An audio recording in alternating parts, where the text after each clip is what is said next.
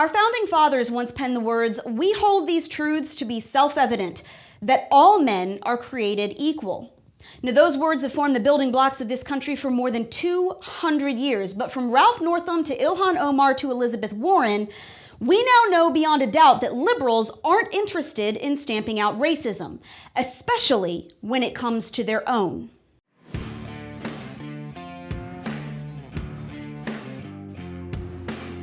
This weekend, multiple elected officials on the left once again put their racism on full display with no consequences.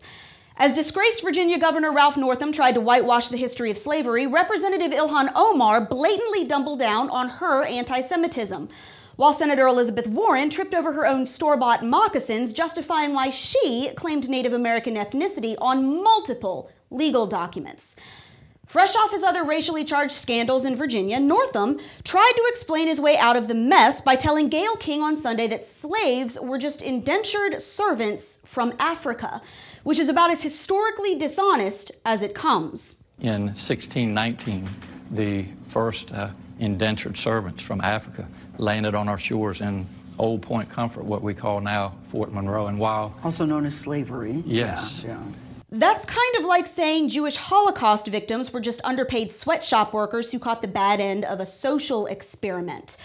Speaking of which, when Republican House Minority Leader Kevin McCarthy asked House Speaker Nancy Pelosi to rein in the blatant anti-Semitic rhetoric in her own caucus, Minnesota Rep. Ilhan Omar responded with a time-honored stereotype that would have made Adolf Hitler proud, accusing the American Israel Public Affairs Committee of buying congressional support for Israel.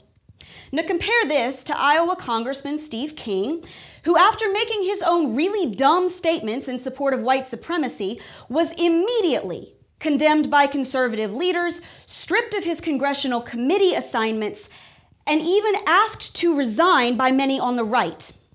Meanwhile, Omar is still on the House Foreign Affairs Committee. And then there's Lizzie Warren. When she's not popping beers on Instagram, she's busy bending over backwards trying to explain why she kept putting Native American on job applications and the Texas State Bar registration, even though she's about as white as the driven snow. I am not a tribal citizen. I told Chief Baker that I am sorry that I extended confusion about tribal citizenship and tribal sovereignty and for harm caused. Yet there are plenty on the left who are ready to crown her their 2020 frontrunner because, hey, impersonating a Native American when you aren't one is only offensive if you're a rich white frat boy at a Halloween party. Now here's the point. No one party has a total monopoly on racism.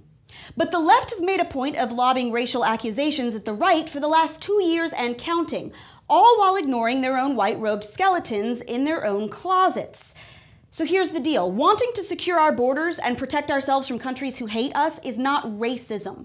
Racism is whitewashing slavery, co-opting Native American heritage, and supporting a regime that kills Jews. If those are views that you're willing to tolerate, then you support racism. Own it. And that's your Reality Check, America. Make sure you subscribe to our YouTube page, like us on Facebook and Twitter, and stay sane out there.